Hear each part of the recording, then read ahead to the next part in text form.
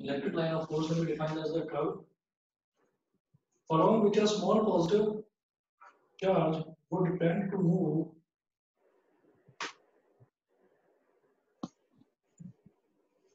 along which a small positive charge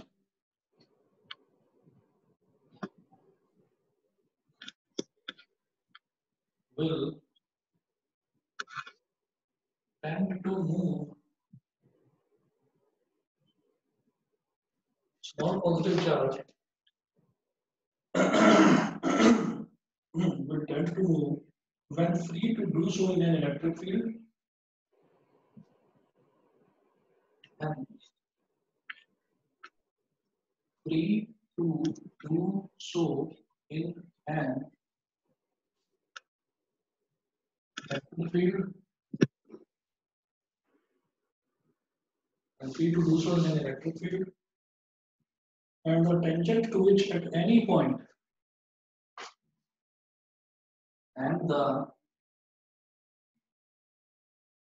tangent to which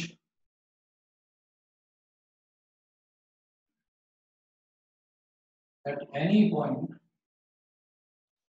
and the tangent to which at any point gives the direction of the electric field at that point. Gives the direction of the electric field at that point. ठीक है, ये electric field lines की definition है.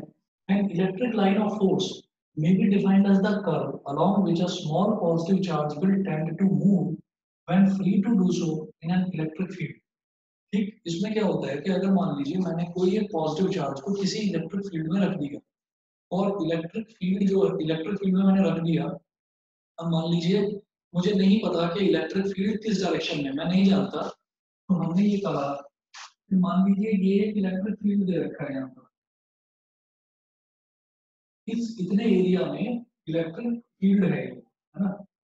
अब electric field का मतलब क्या होता है, एक ऐसा फील्ड जहां पर ऐसा एक ऐसा फील्ड जहां पर ऐसा लगे कि हाँ यहाँ पर इलेक्ट्रिसिटी मौजूद है, यहाँ पर कहीं ना कहीं कुछ करंट की या कुछ वोल्टेज की मौजूदगी है, उसको बोलते हैं इलेक्ट्रिक फील्ड. जिस फील्ड में इलेक्ट्रिक करंट महसूस किया जा सके उसको इलेक्ट्रिक फील्ड बोलते हैं.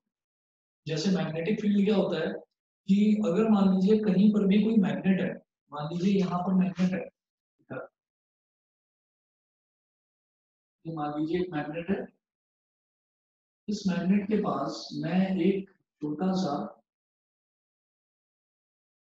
आयरन का एक टुकड़ा लेकर आता हूँ, आयरन बार मैंने इसको बोल दिया. ठीक है, तो इस मैग्नेट के पास मैं एक आयरन का टुकड़ा लेकर आया, आयरन बार. तो अब क्या करा हमने, जैसे हम इस मैग्नेट के पास लेकर आते हैं तो हमें थोड़ा बहुत एहसास होने लगता है कि या तो ये आयरन बार इस मैग्नेट की तरफ खींचने लगता है, अट्रैक्ट होने लगता है, और या फिर ऐसा होता है कि ये जो आयरन बार है ऐसा लगता है जैसे मैग्नेट इसको अपने से दूर की तरफ जो है रिपेल कर रही है. तो इसका मतलब ये जो बीच में जो एरिया है, बीच में जो फील्ड है, यहाँ पर मैग्नेटिज्म की मौजूदगी है, यहाँ पर मैग्नेटिक फोर्स महसूस करी जा सकती है. तो ये जो बीच का एरिया है, this area is known as magnetic field. इसी तरह से अगर कोई एक फील्ड ऐसा है जहां पर आकर इलेक्ट्रिक करंट महसूस किया जा सके तो उस फील्ड को हम बोलेंगे इलेक्ट्रिक फील्ड. अब इलेक्ट्रिक फील्ड की डायरेक्शन क्या होती है, जो हम करते आ रहे हैं कि इलेक्ट्रिक फील्ड की डायरेक्शन पॉजिटिव से नेगेटिव होती है, ये हम अभी तक पढ़ते आ रहे थे. वो पता कैसे चलती है, तो हमने ये कहा कि अगर कोई भी एक पॉजिटिव चार्ज मैंने रखा, मान लीजिए मैंने यहाँ पर कोई भी एक पॉजिटिव चार्ज रख दिया प्लस क्यू, और ये प्लस क्यू इस तरफ मूव करने लग जाए, इस डायरेक्शन में ऐसे ऐसे ऐसे मूव करने लग जाए, तो मैं बोलूंगा कि इलेक्ट्रिक फील्ड लाइंस जो है वो इस डायरेक्शन में है. ठीक है, तो वही चीज है जो डेफिनेशन में लिखा हुआ है.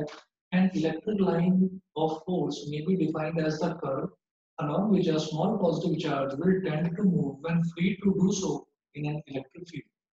कि अगर हमने पॉजिटिव टेस्ट चार्ज यहाँ रखा है, पॉजिटिव चार्ज, तो वो अगर इस डायरेक्शन में मूव करना शुरू कर जाए तो मैं बोलूंगा इलेक्ट्रिक फील्ड की डायरेक्शन ये है। एंड जिस डायरेक्शन में ये मूव कर रहा है, जिस लाइन को ये फॉलो कर रहा है, that line will be known as electric field line. Clear है ये वाला पॉइंट? ये चीज क्लियर है? Yes sir. ठीक है, मैं आगे चलता हूँ। And the tangent to which at any point gives the direction of the electric field at that point. तो जिस पॉइंट पर भी वो पॉजिटिव टेस्ट चार्ज मूव कर रहा है, उस पॉइंट पर अगर मैं टेंजेंट ड्रॉप करूंगा तो हम ये कहेंगे कि वो जो टेंजेंट है वो इलेक्ट्रिक फील्ड की डायरेक्शन मुझे दे देगा। ठीक है, चलिए आगे चलते हैं।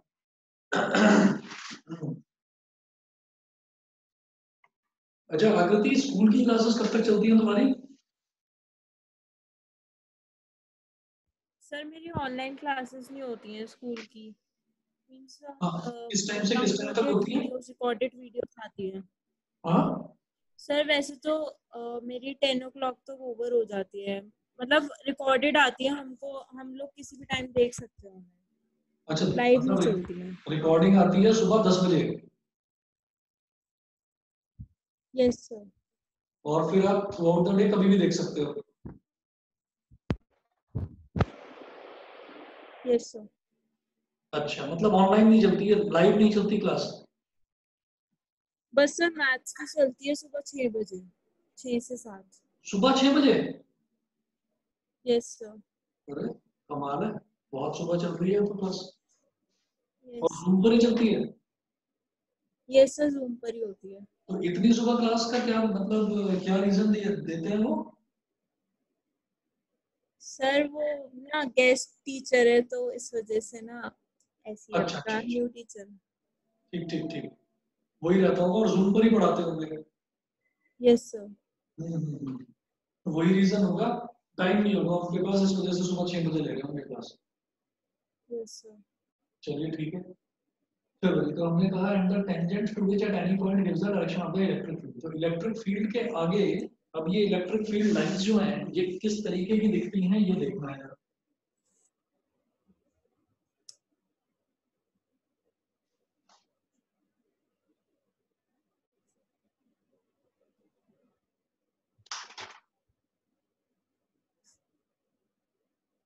अब इसमें क्या है ना, इसमें प्रॉपर्टीज हैं, कुछ इलेक्ट्रिक लाइंस ऑफ फोर्स की कुछ प्रॉपर्टीज हैं। तो वो प्रॉपर्टीज मैं एक एक करके लिखवा नहीं रहा हूँ, वो मैं आपको एक्सप्लेन कर रहा हूँ। वो आपको नोट्स में मैं भेज दूंगा, क्योंकि लिखोगे तो बहुत लंबा हो जाएगा वो। तो मैं आपको एक्सप्लेन कर देता हूँ कि वो है क्या क्या, इलेक्ट्रिक लाइंस की प्रॉपर्टीज क्या क्या हैं। देखिए, इलेक्ट्रिक फील्ड लाइंस के बारे में हमने कहा कि अगर मान लीजिए एक पॉजिटिव चार्ज है प्लस क्यू, वो ऐसे गया, फिर ऐसे गया, फिर ऐसे चला गया। तो मैंने बोला कि प्लस क्यू पहले यहाँ पर था, फिर मूव करके यहाँ आ गया, फिर मूव करके यहाँ पर आ गया, फिर मूव करके यहाँ पर आ गया। तो हम क्या करेंगे, हम इलेक्ट्रिक फील्ड की जो डायरेक्शन है वो हर इंस्टेंट पर निकालेंगे। जैसे यहाँ पर था प्लस क्यू, तो इस पॉइंट पर मैं देखूंगा कि टेंजेंट कहाँ पर अप्लाई कर रहा है, तो टेंजेंट ये हो गया, तो इलेक्ट्रिक फील्ड की डायरेक्शन ये हो गई। ठीक है, उसके बाद मैंने कहा अब हमारा जो पॉजिटिव चार्ज है वो यहाँ आ गया, तो यहाँ से टेंजेंट डालेंगे तो इलेक्ट्रिक फील्ड की डायरेक्शन ये हो गई। फिर ये पॉजिटिव चार्ज मूव करके यहाँ आ गया, यहाँ पर टेंजेंट डालेंगे तो इलेक्ट्रिक फील्ड की डायरेक्शन ये, यहाँ पर टेंजेंट डालेंगे तो इलेक्ट्रिक फील्ड की डायरेक्शन ये। तो ऐसे ऐसे जो है हम एक इलेक्ट्रिक फील्ड लाइन उसको देख सकते हैं, और इलेक्ट्रिक फील्ड लाइन की हेल्प से हम ये देख सकते हैं कि इलेक्ट्रिक फील्ड की डायरेक्शन कहाँ पर होगी। तो जिस इंस्टेंट पर भी चार्ज होगा उसी इंस्टेंट पर एक टेंजेंट अगर मैं ड्रॉप कर दूंगा तो वो कहलाएगा इलेक्ट्रिक फील्ड की डायरेक्शन। ठीक है, अच्छा इसके बाद फिर है properties of electric lines of force.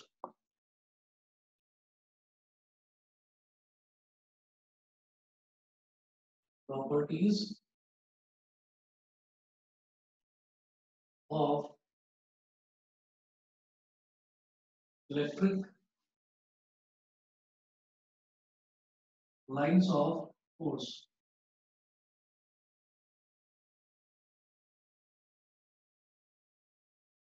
Properties of electric lines of force, इसमें क्या है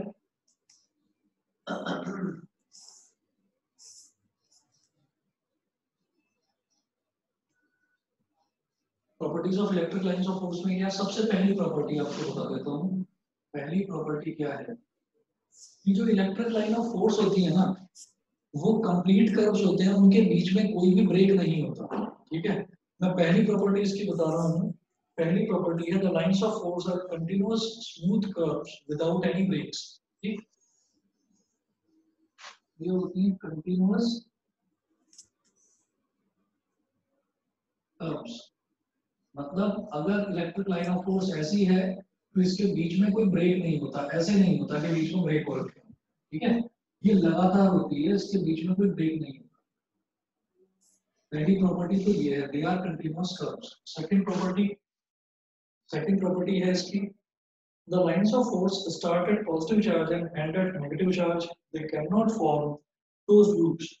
If there is a single charge, then the lines of force will start or end at infinity. ठीक है, हमने ये कहा कि ये जो लाइंस ऑफ फोर्स होती हैं, ये पॉजिटिव चार्ज से स्टार्ट करती हैं और पॉजिटिव चार्ज से स्टार्ट करके नेगेटिव चार्ज तक पहुंच जाती हैं, और ये कोई क्लोज लूप नहीं बनाते। आप याद रखिए कि कुछ चीजें इस वजह से एक्सप्लेन ज्यादा करी जा रही हैं क्योंकि मैग्नेटिज्म में और इलेक्ट्रिसिटी में आपको डिफरेंस पता रह सके। देखिए, जैसे मैग्नेट होती थी कोई, आपने 10th क्लास में पढ़ा है, जैसे मैग्नेट होती थी तो इसको बोलते थे नॉर्थ पोल, इसको बोल देते थे साउथ पोल। तो यहाँ पर मैं ये बोलता था कि मैग्नेट का जो कर्व होता था मैग्नेटिक लाइन ऑफ फोर्स का, वो नॉर्थ पोल से स्टार्ट होकर साउथ पोल तक जाता था। नॉर्थ से स्टार्ट हुआ और साउथ तक चला गया, और फिर उसके बाद इनसाइड द मैग्नेट ये गया साउथ से नॉर्थ, नॉर्थ से स्टार्ट हुआ साउथ तक गया, और इनसाइड द मैग्नेट ये गया साउथ से नॉर्थ। तो इसको क्या बोलते हैं, ये हम बोलेंगे कि मैग्नेटिक फील्ड ऑफ लाइन।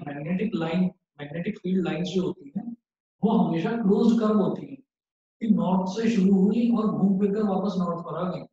लेकिन याद रखिए कि इलेक्ट्रिक लाइंस ऑफ फोर्स जो होती है वो कभी भी पॉजिटिव से स्टार्ट होकर वापस पॉजिटिव पर नहीं आती, वो पॉजिटिव से स्टार्ट होकर नेगेटिव पर आकर रुक जाती है। ठीक, ये सेकंड प्रॉपर्टी थी। थर्ड प्रॉपर्टी, ये प्रॉपर्टीज जो है बस आप, मैं जो आपको बताता जा रहा हूँ समझते जाइए, बाकी मैं आपको नोट्स भेज दूंगा क्योंकि थ्योरेटिकल है, लिखना बहुत लंबा पड़ जाएगा। ठीक है, तो 8-10 प्रॉपर्टीज है, मैं एक एक करके बता रहा हूँ। दो प्रॉपर्टीज ये होगी। तीसरी प्रॉपर्टी है the tangent to a line of force at any point gives the direction of the electric field at that point. ये हमने अभी भी डिस्कस करा कि जो भी हमारे पास एक मैग्नेटिक लाइन ऑफ फोर्स का जो कर्व बना, उसके किसी भी पॉइंट पर, जिस पॉइंट पर मैं टेंजेंट लूंगा, वो डायरेक्शन इलेक्ट्रिक फील्ड की डायरेक्शन होगी। ये थर्ड पॉइंट है। ठीक, अच्छा, पहला पॉइंट क्या था कि they are continuous curves without any breaks. Continuous curves होते हैं, उसमें कोई ब्रेक नहीं होता। दूसरा पॉइंट क्या था, electric line of force start from positive point and end at negative point. तीसरा पॉइंट क्या है कि इलेक्ट्रिक लाइन ऑफ फोर्स के किसी भी पॉइंट पर जहां पर भी मैं टेंजेंट डालूंगा, उस पॉइंट पर मुझे इलेक्ट्रिक फील्ड की डायरेक्शन का पता चल जाएगा। तीनों पॉइंट्स क्लियर है? हाँ, यस। ठीक है, चौथे पॉइंट पर आता हूँ। इसमें है no two lines of force can cross each other. Fourth है no two lines can cross each other. कोई भी दो इलेक्ट्रिक फील्ड लाइंस जो है वो एक दूसरे को क्रॉस नहीं कर सकती। रीजन बता देता हूँ क्या। रीजन ये है इसका कि अगर मान लीजिए एक इलेक्ट्रिक लाइन ऑफ फोर्स ये है, इलेक्ट्रिक फील्ड की एक लाइन ये है, ठीक है, और दूसरी मान लीजिए ये है, दोनों ने एक दूसरे को क्रॉस करा।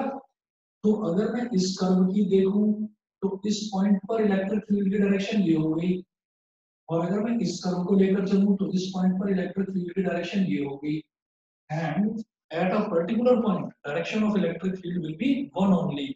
वो दो नहीं हो सकते, इलेक्ट्रिक फील्ड की एक ही डायरेक्शन होगी एक पर्टिकुलर पॉइंट पर। तो मैंने ये कहा कि एक पॉइंट पर, इसी पॉइंट पर इलेक्ट्रिक फील्ड की एक डायरेक्शन ये हो जाएगी और एक डायरेक्शन ये हो जाएगी। कब? जब दो इलेक्ट्रिक फील्ड लाइंस इंटरसेक्ट करेंगी। तो दो इलेक्ट्रिक फील्ड की लाइंस कभी इंटरसेक्ट कर ही नहीं सकती। चौथा पॉइंट क्लियर है? ठीक है, चले बेटा, अच्छा अब देखिएगा हमारे पास टोटल 4 पॉइंट्स हमने देखे। पहला point, they are continuous curves, उनके बीच में कोई ब्रेक नहीं होता। जो दूसरा पॉइंट हमने देखा, दूसरा पॉइंट ये है कि वो हमेशा पॉजिटिव टर्मिनल से स्टार्ट होकर नेगेटिव टर्मिनल तक पहुंचेंगे।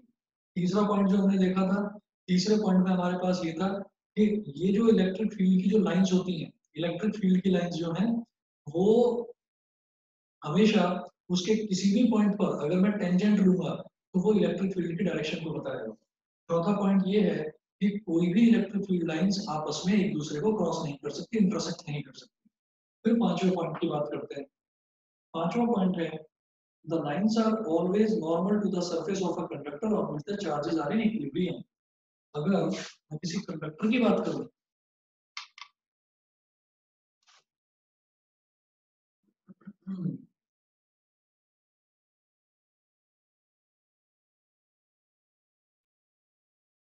पांचवा पॉइंट है कि जैसे मान लीजिए ये कंडक्टर है,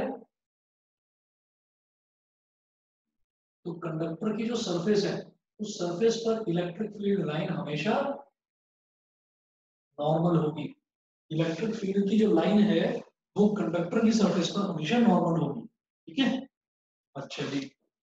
उसके बाद अगला पॉइंट है, the lines of force have a tendency to contract lengthwise, this explains attraction between two unlike charges. ठीक है, लाइंस ऑफ फोर्स जो होती है, लाइंस ऑफ फोर्स की टेंडेंसी होती है, जैसे मान लीजिए ये लाइन ऑफ फोर्स है, इस लाइन ऑफ फोर्स की टेंडेंसी होती है सर, हाँ जैसे फिफ्थ में कोई कर्व्ड वो, जैसे वो तो स्ट्रेट है ना, कोई कर्व्ड वो तो उसका इलेक्ट्रिक फील्ड कैसे होगा? मैं आपको वही बता रहा हूँ कि अगर हमारे पास कर्व्ड है ना, कोई भी कर्व्ड सरफेस है, तो उसके जिस इंस्टेंट की मैं बात करूंगा वहां पर इलेक्ट्रिक लाइन ऑफ फोर्स वो नॉर्मल होगी उसके सरफेस पर। अच्छा, तो सर उसमें पॉइंट पॉइंट पे फिर चेंज होती रहेगी ना डायरेक्शन? हर पॉइंट पर चेंज होगी डायरेक्शन, हर पॉइंट पर, हर पॉइंट पर इलेक्ट्रिक फील्ड की डायरेक्शन भी चेंज होती है। जैसे मैंने बताया इस कर्व में यहाँ पर इलेक्ट्रिक फील्ड इतना है, यहाँ डायरेक्शन ये है, यहाँ डायरेक्शन ये है, यहाँ डायरेक्शन ये है। इलेक्ट्रिक फील्ड का मैग्नीट्यूड सेम रह सकता है लेकिन इलेक्ट्रिक फील्ड की डायरेक्शन कंटिन्यूअसली चेंज होती रहेगी। ठीक है, यस सर। अच्छा जी। उसके बाद हमने बात करी कि कंडक्टर की सरफेस पर इलेक्ट्रिक लाइन ऑफ फोर्स हमेशा नॉर्मल होती है। सिक्स पॉइंट क्या है कि जो इलेक्ट्रिक लाइन ऑफ फोर्स है उसकी टेंडेंसी होती है कि वो लेंथ वाइज हमेशा कॉन्ट्रैक्ट होती है, सिकुड़ती रहती है। ठीक, और लेंथ वाइज कॉन्ट्रैक्ट क्यों होती रहती है इलेक्ट्रिक लाइन ऑफ फोर्स, इसको मैं अभी, आप रुक जाइए, अभी 5-10 मिनट बाद एक्सप्लेन करूंगा। ये कॉन्ट्रैक्ट लेंथ वाइज इसको मैं अभी एक्सप्लेन करूंगा, अगले टॉपिक में बताऊंगा। अगला पॉइंट क्या है, अगली प्रॉपर्टी इसकी, सातवीं property, the line of force have a tendency to expand laterally so as to exert a lateral pressure on neighbouring line of force. तो लाइन ऑफ फोर्स जो होती है वो लेटरली एक्सपैंड करती है, दे एक्सपैंड लेटरली।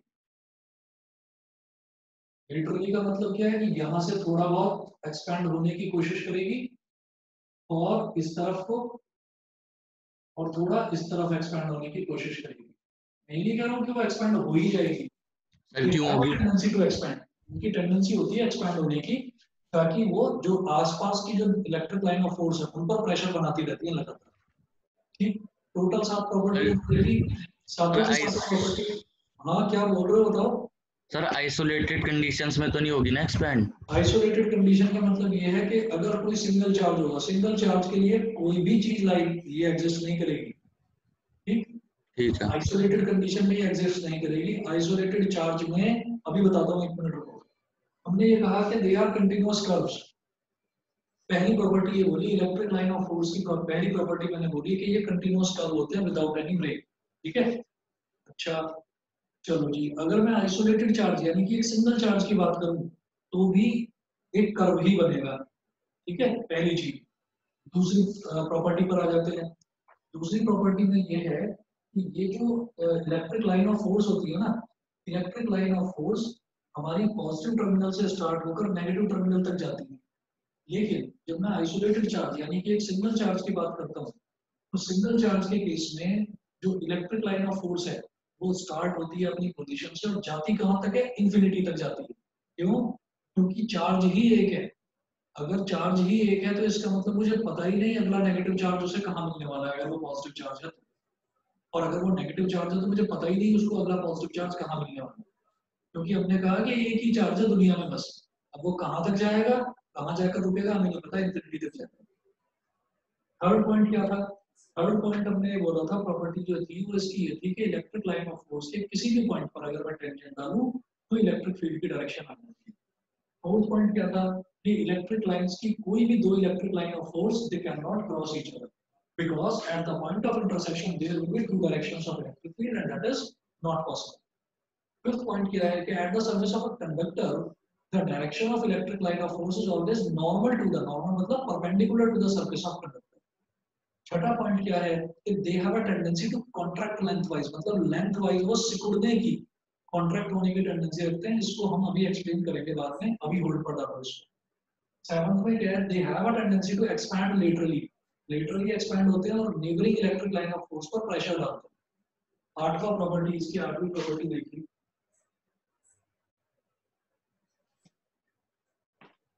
आठवीं प्रॉपर्टी है the relative closeness of the lines of force gives a measure of the strength of electric field in any region close together in a strong field far apart in a weak field parallel with equally spaced in a uniform field. हमने ये बोला कि अगर कोई भी दो electric line of force हैं वो अगर बहुत नजदीक हैं तो हम ये बोलेंगे इलेक्ट्रिक फील्ड जो है वो बहुत स्ट्रांग है उस पॉइंट पर जिस पॉइंट पर इलेक्ट्रिक लाइंस ऑफ फोर्स आपस में बड़े नजदीक है। अच्छा, अगर इलेक्ट्रिक लाइंस ऑफ फोर्स थोड़ा फार अवे है, एक दूसरे से थोड़ा हटी हटी है, इलेक्ट्रिक लाइंस ऑफ फोर्स हाँ एक दूसरे से थोड़ा अलग अलग है, थोड़े से डिस्टेंस पर है, तो हम बोलेंगे उस पॉइंट पर उस जगह पर जहां पर वो थोड़ा अलग अलग हटी हुई है उस जगह पर इलेक्ट्रिक फील्ड जो है उसकी स्ट्रेंथ थोड़ी कम है। और तीसरा इसमें पॉइंट ये है, ये आठवें के ही 3 पॉइंट है। तीसरा इसमें पॉइंट ये है कि अगर इलेक्ट्रिक लाइंस ऑफ फोर्स अगर पैरेलल है तो मैं बोलूंगा इलेक्ट्रिक फील्ड वहां पर यूनिफॉर्म है। ठीक, ये आठवीं प्रॉपर्टी हुई। फिर नाइन्थ प्रॉपर्टी देखिएगा, नाइन्थ प्रॉपर्टी है the lines of force do not pass through a conductor because the electric field inside a charge conductor is zero. हमेशा याद रखिएगा कि इलेक्ट्रिक फील्ड एक चार्ज कंडक्टर के अंदर इलेक्ट्रिक फील्ड जीरो होता है, तो वो कभी भी एक इलेक्ट्रिक कभी भी किसी कंडक्टर को क्रॉस नहीं कर सकती, कभी भी किसी कंडक्टर के पेनिट्रेट करके उसके अंदर नहीं जा सकती इलेक्ट्रिक लाइंस ऑफ फोर्स। समझ गए? सर एक बार रिपीट कर दीजिए लास्ट वाली। दोबारा बताओ। Yes sir. लास्ट वाला पॉइंट पूछ रहे हैं ना, इलेक्ट्रिक लाइंस ऑफ फोर्स वाला। Yes sir. बहुत अच्छी चीज है, ध्यान से सुनिएगा। अभी इलेक्ट्रिक लाइंस ऑफ फोर्स की कहानी क्या है?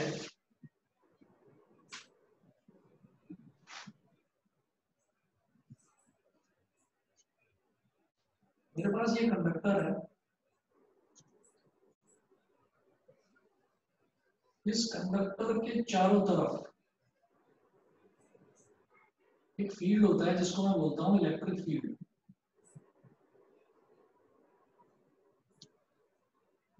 मैं बात कर रहा हूं चार्ज कंडक्टर की, ठीक है। चार्ज कंडक्टर का मतलब क्या है कि उस कंडक्टर के अंदर से करंट फ्लो कर रहा है। इसका मतलब उस कंडक्टर के अंदर क्या है, जो करंट फ्लो कर रहा है उसके अंदर क्या है, उसके अंदर इलेक्ट्रॉन्स फ्लो कर रहे हैं, उसके अलावा कोई चीज फ्लो नहीं करेगी, उसके अंदर इलेक्ट्रॉन्स फ्लो कर रहे हैं। इलेक्ट्रॉन्स फ्लो करने की वजह से करंट फ्लो कर रहा है थ्रू आउट द कंडक्टर। तो कंडक्टर में तो करंट फ्लो कर रहा है, लेकिन कंडक्टर के आसपास क्या है, कंडक्टर के आसपास उसने एक फील्ड क्रिएट कर रखा है।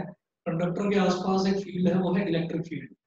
वो इलेक्ट्रिक फील्ड ऐसा है कि जब आपने देखा है कि हमने एक आपको कंसेप्ट, आप लोगों ने 10th क्लास में कंसेप्ट पढ़ा होगा, उसमें यह था कि अगर कोई एक कंडक्टर है, उस कंडक्टर में अगर करंट फ्लो कर रहा है तो उसके आसपास जो, अगर मैं मैग्नेटिक कंपास रखूंगा तो मैग्नेटिक कंपास की नीडल में भी मैग्नेटिक, उसमें मैग्नेटिक कंपास जो है उसकी नीडल में भी डिफ्लेक्शन आ जाएगा। रिफ्लेक्शन आने का मतलब क्या है कि उसने अपने आसपास electric field plus magnetic field generate कर दिया। इलेक्ट्रिक फील्ड जब भी जनरेट होगा तो मैग्नेटिक फील्ड भी जनरेट होगा, मैग्नेटिक फील्ड जनरेट होगा इसीलिए तब इलेक्ट्रिक फील्ड भी जनरेट होगा। ये दोनों साथ साथ चलते हैं और इसी चीज को हम ऑल टुगेदर बोलते हैं इलेक्ट्रोमैग्नेटिक इंडक्शन।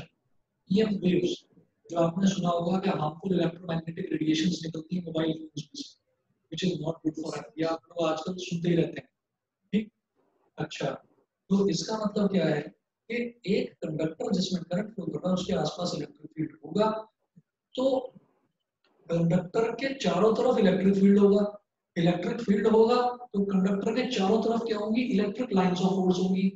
कंडक्टर के अंदर नहीं होंगी electric lines of force, conductor के अंदर सिर्फ इलेक्ट्रॉन्स फ्लो करेंगे। ठीक है, तो इलेक्ट्रॉन्स का फ्लो अलग है, इलेक्ट्रिक लाइंस ऑफ फोर्स का फ्लो वो अलग है।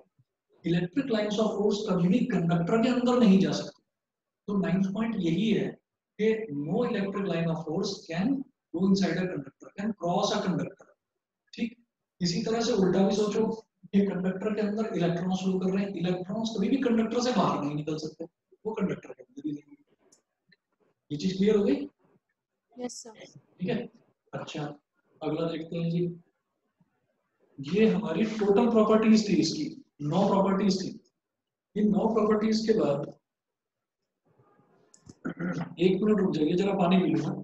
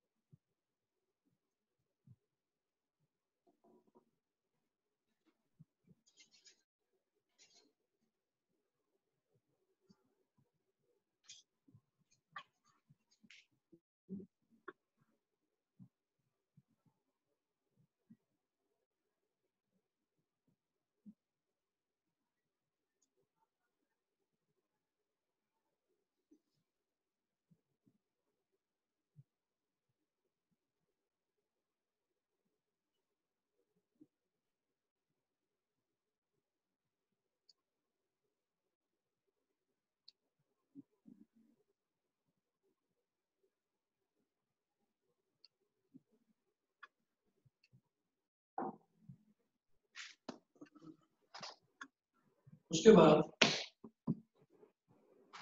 हाँ जी, ये 9 की 9 प्रॉपर्टीज तो सबको क्लियर है ना? ठीक है, ये थ्योरेटिकल पॉइंट्स हैं जो properties of electric lines of force exam में पूछी जा सकती हैं। तो ये जो 9 प्रॉपर्टीज हैं ये मैं आपको नोट्स इसके भेज दूंगा, आप अपना नोट्स में कंप्लीट कर लेंगे। ठीक है, तो इसलिए सारा यहाँ पर नोट नहीं कर रहा। उसके बाद जो अगला टॉपिक है इसमें वो देखिएगा, उसमें छोटे छोटे से डायग्राम्स है वो आप बना लीजिए। Electric field lines for different charge conductors, ये बता रहा हूँ।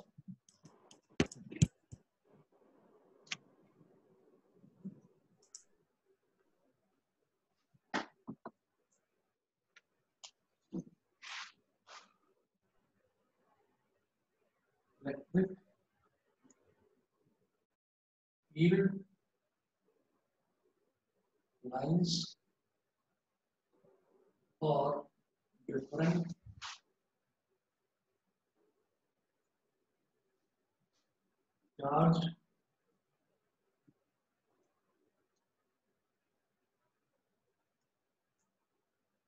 Different charge conductors.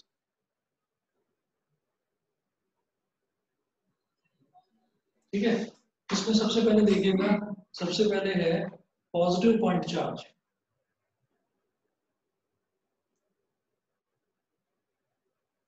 Positive point charge, अगर मेरे पास कोई ये पॉजिटिव पॉइंट चार्ज है तो पॉजिटिव पॉइंट चार्ज की प्रॉपर्टी होती है कि उसमें से इलेक्ट्रिक फील्ड लाइंस बाहर की तरफ रेडिएट होती है, हर डायरेक्शन में बाहर की तरफ रेडिएट होती है इलेक्ट्रिक फील्ड लाइंस। ठीक है, इनको इलेक्ट्रिक फील्ड लाइंस भी बोल देते हैं और इलेक्ट्रिक लाइंस ऑफ फोर्स भी बोल देते हैं, एक ही बात है। इलेक्ट्रिक फील्ड लाइंस और इलेक्ट्रिक लाइंस ऑफ फोर्स एक ही बात है। तो ये बाहर की तरफ ये रेडिएट होती है, मतलब इलेक्ट्रिक लाइंस ऑफ फोर्स बाहर की तरफ निकलती है।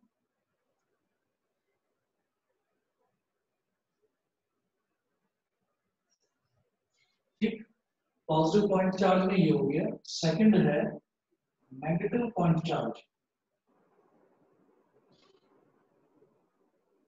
जब मैं नेगेटिव पॉइंट चार्ज की बात कर रहा हूं तो नेगेटिव की हमेशा प्रॉपर्टी होती है कि वो पॉजिटिव का उल्टा चलता है। तो अगर पॉजिटिव में बाहर की तरफ निकल रही है तो नेगेटिव में क्या है कि अंदर की तरफ है। तो नेगेटिव पॉइंट चार्ज में ये होगा, बिकम रेडियली इनवर्ड्स। मैं टेक्निकल टर्म्स लिखकर भेज दूंगा। इसको बोलते हैं रेडियली आउटवर्ड्स, मतलब ऐसा लगता है जैसे रेडियस बाहर की तरफ निकल रहा है, तो रेडियस को हम बोलते हैं रेडियली आउटवर्ड्स। ये रेडियस की डायरेक्शन में जा रही है, और ये है रेडियस की डायरेक्शन में जैसे अंदर आ रही है, तो रेडियली इनवर्ड्स। ठीक है, और इनफाइनाइट होती है ये। अच्छा, ये हो गया नेगेटिव पॉइंट चार्ज। फिर तीसरा है two equal and opposite point charges.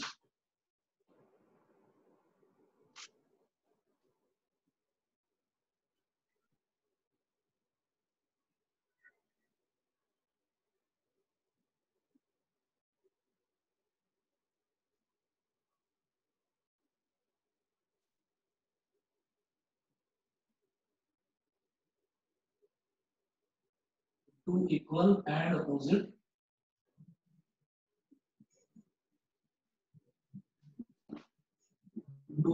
Opposite point charges।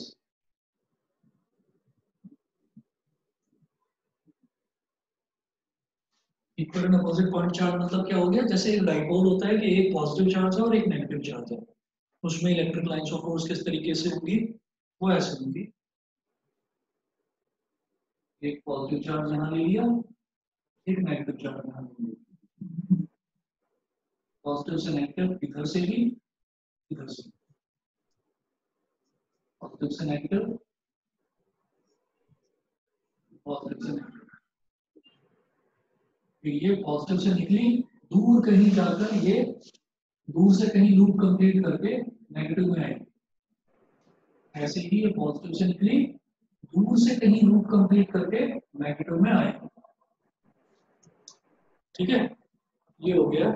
और बिल्कुल ऑपोजिट डायरेक्शन में अगर देखा जाए तो पॉजिटिव से ऐसे बाहर निकलेगी और इंफिनिटी पर से घूमकर आकर कहीं नेगेटिव में वापस आ जाएगी। ये समझ में आ गया?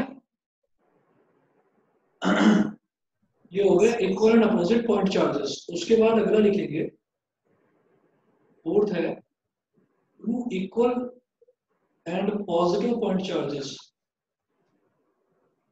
थर्ड वाला क्लियर है ना सभी को? Two equal and positive point charges.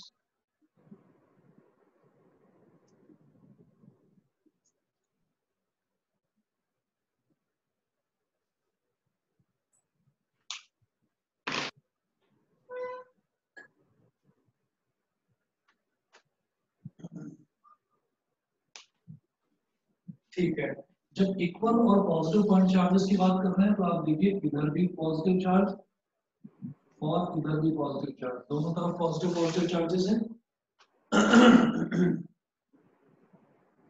एक मिनट, ठीक है।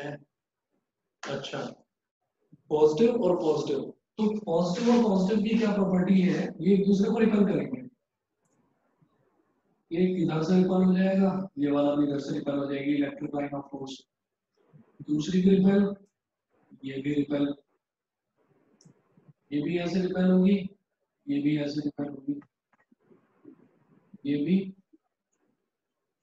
ये भी, ये वाली भी दूर की तरफ जा रही है, ये भी दूर की तरफ जा रही है, ये ऐसे, ये ऐसे।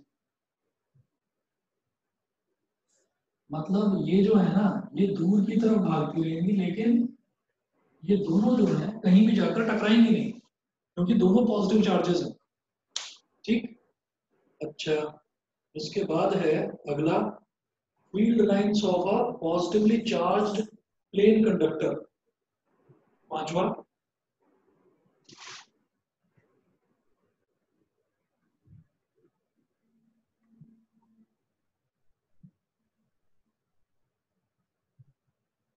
Field lines of a positively charged plane conductor. ये भी फोर्थ की तरह ही है। फील्ड लाइंस of a positively charged plane conductor।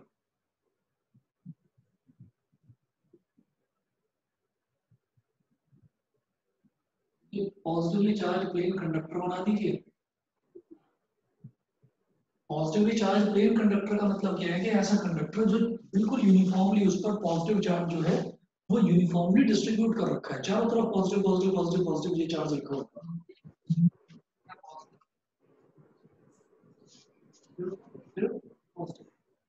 तो हर तरफ पॉजिटिव है, और पॉजिटिव की प्रॉपर्टी क्या होती है कि पॉजिटिव से जो इलेक्ट्रिक लाइंस ऑफ फोर्स है वो बाहर की तरफ जाती हैं, बाहर की तरफ निकलती हैं।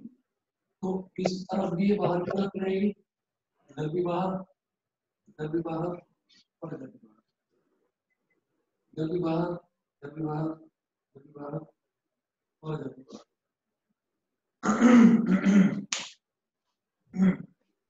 बेटा 1 मिनट होल्ड करिए।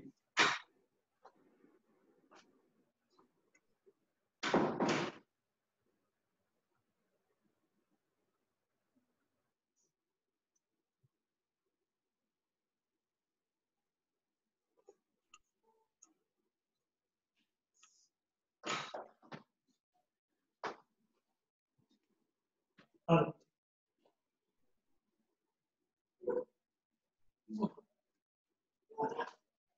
शिवांगी, इसको पहचान लिया? बेटा उधर देखो, इसको पहचान लिया? क्या हो रहा है ये, क्या हो रहा है ये? बाय कर दो, बाय कर दो, बाय कर दो।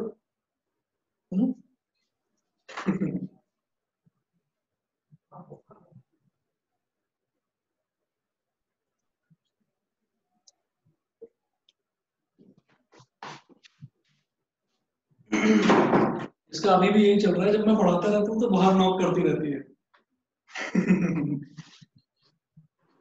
ये शांत इस वजह से है कि ये देख रही है जरा कि ये चल क्या रहा है। ये स्टूडेंट्स तो है नहीं, ये क्लासरूम में अकेले क्या करते रहते हैं। चलिए आगे देखते हैं कि मुझे मालूम है field lines of positively charge plane conductor, ये प्लेन कंडक्टर है तो पॉजिटिव चार्जेस, पॉजिटिव की प्रॉपर्टी होती है कि वो रेडिएट करता है इस तरफ और इस तरफ भी। ठीक है, चलिए जी। अब अगला अगला जो टॉपिक करना है वो क्या है, यहां तक अगर क्लियर है तो आगे बढ़ूं? Yes sir. ठीक है, यस सर। ठीक है, तो आगे बढ़ते हैं।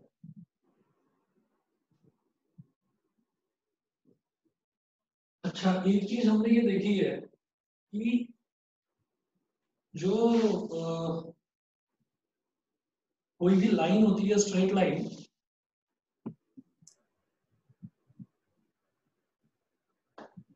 कोई भी जो लाइन होती है स्ट्रेट लाइन के बारे में हम ये कह सकते हैं कि जैसे ये है स्ट्रेट लाइन,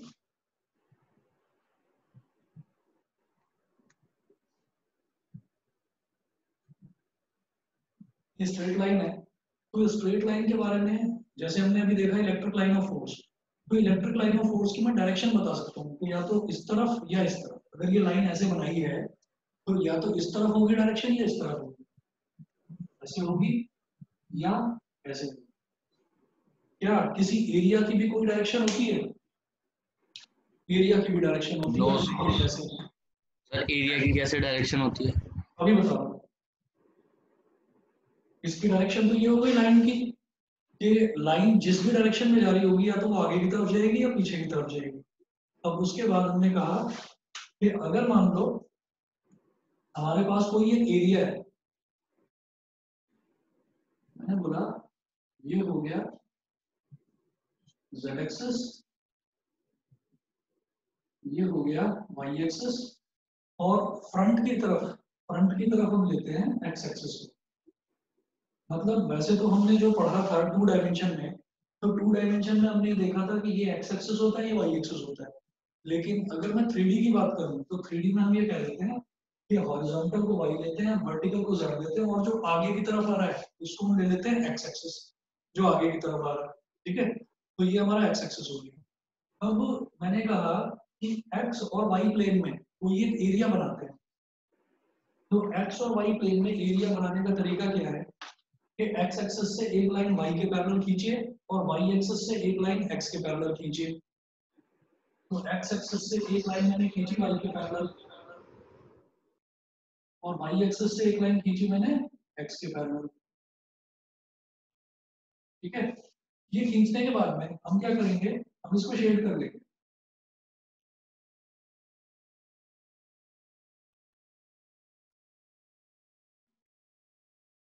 तो ये एरिया बन गया, ये एरिया बन गया एक्स वाई प्लेन में, ऐसे बन गया ये एरिया।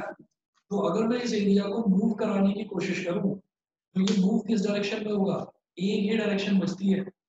क्योंकि अगर मैं कहूं कि मैं इसको एक्स की डायरेक्शन में मूव करा रहा हूं तो एरिया लेटरली मूव करेगा। अगर मैं कहूं कि वाई की डायरेक्शन में तो भी एरिया लेटरली मूव करेगा, क्योंकि इस डायरेक्शन में तो ये एरिया है ही ऐसे है। हम चाहते हैं कि इस एरिया को मैं नॉर्मली मूव करूं। तो जो हम बोलते हैं ना unit normal surface area, unit normal surface area का मतलब ये है कि एरिया जिस डायरेक्शन में है उस डायरेक्शन में मैं उसको मूव कहाँ करा सकता हूँ। फॉर एग्जांपल अगर मान लीजिए आपको एक मोबाइल फोन दिखाई दे रहा है, ठीक है, अब ये मोबाइल फोन हमारा, हमने ये कह दिया कि यहाँ पर तो एक्स एक्सिस हो गई, यहाँ पर वाई एक्सिस हो गई, समझ रहे हैं, इधर तो हो गई एक्स एक्सिस, इधर हो गई वाई एक्सिस।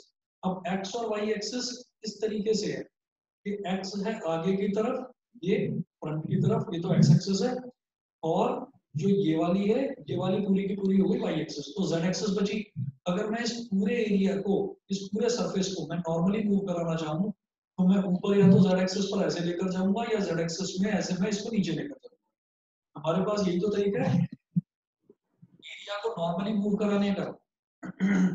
तो इस तरह से जब एरिया मूव करता है ना नॉर्मली, तो उसको हम बोलते हैं एरिया वेक्टर। ये चीज क्लियर है कि नहीं, बताइए। सर नहीं समझ आया, नहीं मतलब क्लियर। एरिया एक जगह पे ही है तो उसकी कोई डायरेक्शन थोड़ी होगी। एरिया की डायरेक्शन होती है बेटा, एरिया की डायरेक्शन होती है, एरिया हमारा हमेशा दो डायमेंशंस में बनेगा। एरिया अगर एक्स और वाई की हेल्प से बना तो एरिया मूव किस डायरेक्शन में करेगा।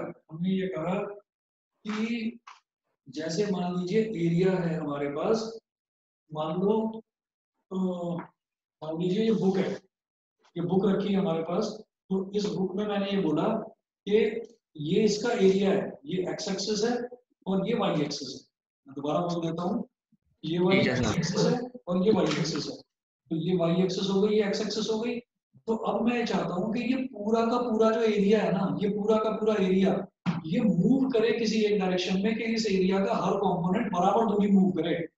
ठीक है, तो हम ये कहेंगे कि सिर्फ एक ही रास्ता बचता है इसके पास कि इस एरिया को मैं नॉर्मली मूव कराऊं। तो नॉर्मल डायरेक्शन क्या बचेगी, जो एक्स के भी परपेंडिकुलर हो, वाई के भी, जेड एक्सिस।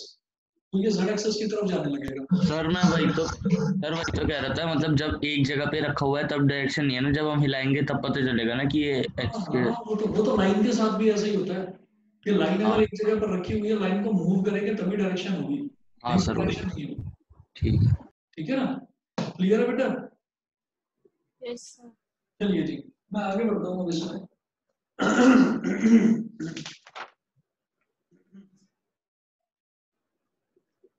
इसमें लिखिएगा, बस एक लाइन लिख लीजिए, एरिया वेक्टर।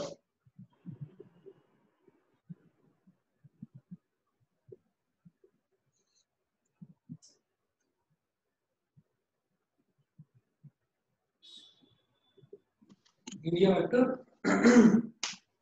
area vector में the direction of a planar area vector is specified by the normal to the plane. The direction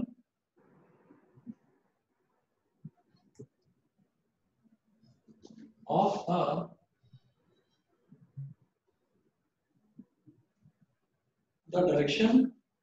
a planar area vector is specified.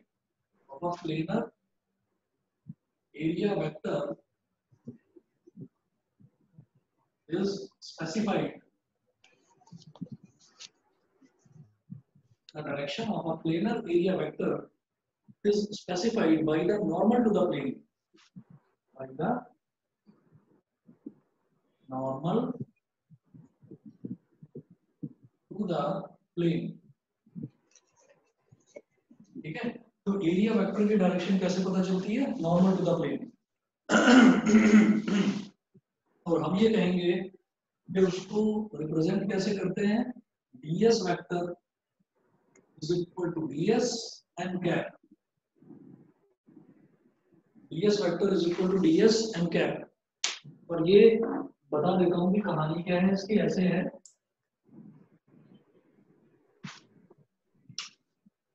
कि मैंने ये बोला कि ये एक एरिया है,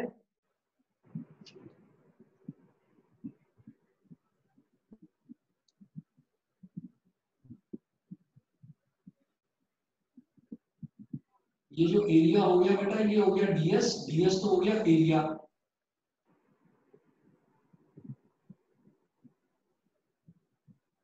डीएस तो हो गया एरिया, ठीक। और इस पर नॉर्मल क्या है, 90 डिग्री वाला लाइन कौन सी है, ये है, तो ये हो गया एन कैप, जिसको आप बोल देते हैं नॉर्मल वेक्टर, ठीक। ये डीएस तो हो गया इसका एरिया, मतलब ये पूरा जो है ये तो एरिया हो गया, and this area can be moved in this direction. तो हमने क्या करा, हमने लिख दिया ds vector is equal to ds, ds तो हो गया एरिया और एन कैप से रिप्रेजेंट हो रहा है कि इसकी नॉर्मल डायरेक्शन कहां पर, ठीक। ऐसे इसको बनाते हैं, ठीक है बेटा। यस चले आगे। अब इसके बाद अगर ये एरिया वेक्टर अगर आपको क्लियर है, एरिया वेक्टर क्लियर है ना, यस सर। ठीक है। इसके बाद एक नया टर्म लिखेंगे, इलेक्ट्रिक फ्लक्स। इलेक्ट्रिक फ्लक्स में मुझे एरिया का पता होना बहुत जरूरी था, तो एक नया टर्म लिखिएगा, electric flux.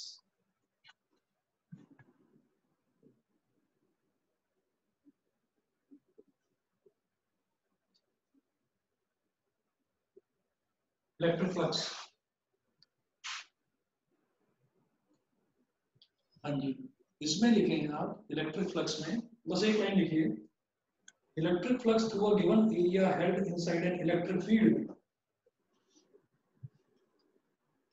Electric flux in a given area held inside an electric field,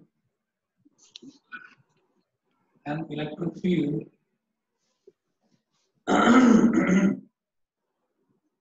inside an electric field is the measure of the total number of electric lines of force, is the measure of the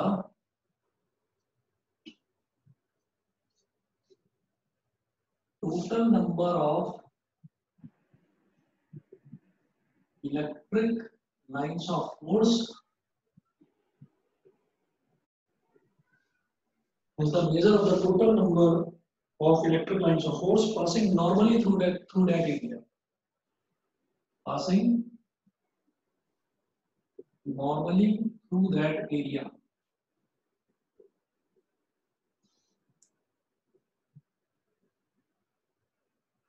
ठीक है। Area की जरूरत पड़ेगी इसमें electric flux explain करने में, ठीक। आप बस इतना ही नोट करके रख लीजिएगा, यहाँ से आगे के नोट्स में आपको भेजूंगा properties of lines of force, ये आपको लर्न करनी होगी पूरी, उसमें लिखी होंगी नोट्स में प्रॉपर्ली।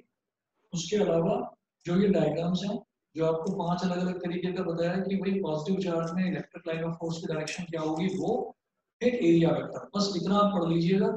उसके बाद इलेक्ट्रिक फ्लक्स कराकर नेक्स्ट क्लास में गॉस थ्योरम होगा, ठीक है। अभी बस 2 मिनट में मैं दोबारा से ना आईडी पासवर्ड शेयर करूंगा, दूसरी मीटिंग स्टार्ट करूंगा मैथ्स के लिए, आधा घंटा मैथ्स करेंगे, ठीक है बेटा। Okay sir. हाँ जी।